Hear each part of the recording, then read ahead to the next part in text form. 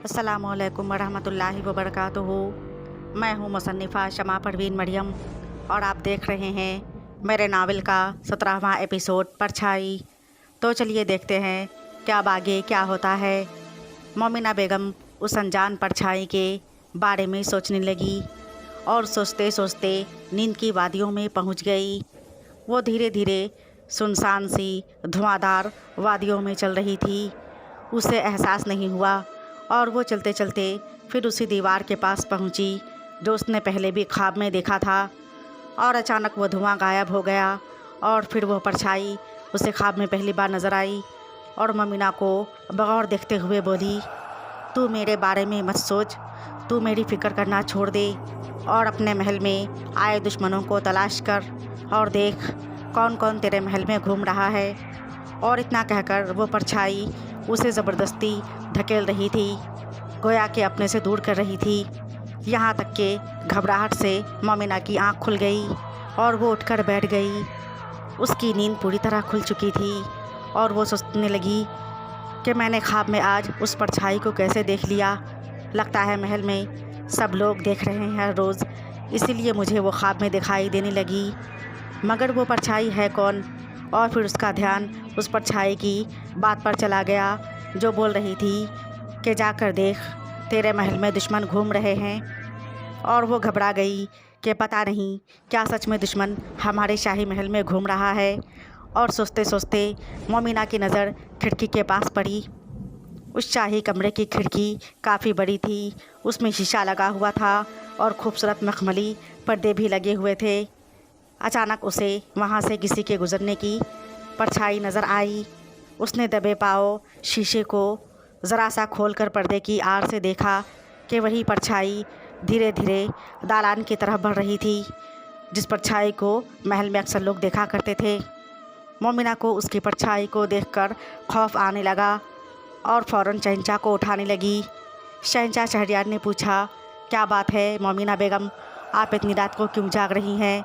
मोमिना ने कहा, मैंने बहुत डरावना ख्वाब देखा है, इसीलिए मेरी नींद खुल गई और अभी अभी मैंने देखा कि वो परछाई हमारी खिड़की की तरफ से गुजरती हुई दालान की तरफ गई है। शहंशाह शहरयार ने चौंक कर पूछा, क्या वाकई मोमिना बेगम आपने उस परछाई को देखा है? मोमिना ने कहा, जी हाँ शहंशाह, मैंने अपनी आँखों से उस परछाई को दालान की तरफ जाते हुए देखा है। शहंशाह शहरयार ने कहा, मोमिना बेगम फिर आप इधर बच्चियों के साथ रहे, हम जाकर देखते हैं। मोमिना ने कहा, मैं भी आपके साथ चलूँगी। शहंशाह शहरयार ने कहा, मोमिना बेगम महल में एक नामालूम अजनबी सी चीज़ घूम रही है जिसके बारे में हम लोगों को पता नहीं कि वो कौन है, इसलिए हम बच्चियों को अकेले नहीं छोड़ सकते। मोमिना उसकी बात पर कुछ सोचते हुए बोली, तो फिर चलिए शहंशाह, आप दोनों बच्चियों को गोद में ले लीजिए, आप बात को समझने की कोशिश करें, मैं भी आपके साथ चलूँगी।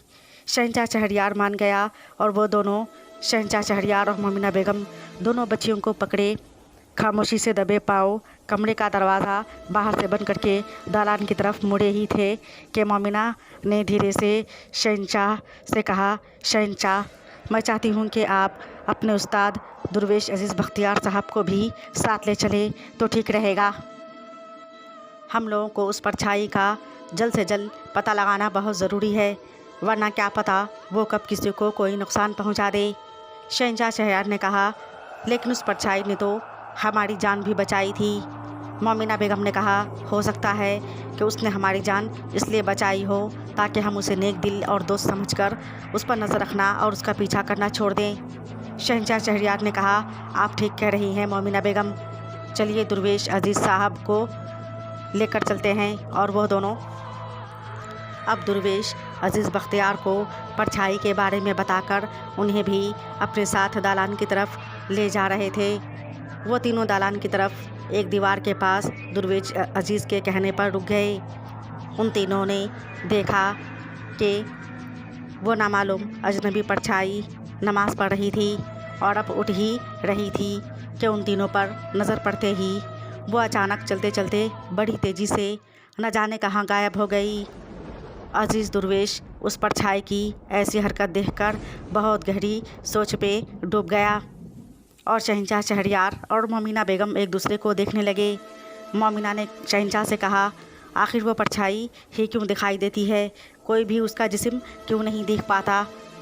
उसकी बात सुनकर शहंशाह शहरयार भी ताज्जुब में पड़ गया और दुर्वेश अजीज़ ने कुछ सोचते हुए कहा, ऐ मलिका और शहंशाह, उस परछाई के भी बहुत बड़े राज है जिसकी वजह से शायद उसका जिस्म हम लोग नहीं देख पाते हैं।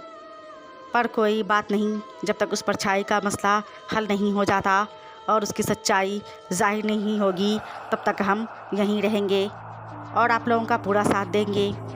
और फिर वह रात यूं ही बीत गई। उन तीनों के बीच जो मशवरा हुआ था वो सिर्फ उन तीनों के बीच ही था। अगली सुबह जब गुलनाज बच्चियों के लिए दूध और मलका मोमिना बेगम के लिए नाश्ता लेकर आई तो वो घूंघट वाली बेज़ुबान खादमा भी उसके साथ थी। मोमिना ने देखा वो नाश्ता रखकर वहीं कमरे में खिड़की के पास घूंघट की आड़ से बच्चियों को ही गौर से देख रही थी। जब उसे लगा कि मलिका उसे देख रही है तो फ़ौरन जाने को पलटी ही थी कि मोमिना बेगम ने कहा, रुक जाए आप, और फ़ौरन अचानक से उसका घूंघट उठा दिया और मोमिना बेगम उसका चेहरा देखकर हैरान रह गई।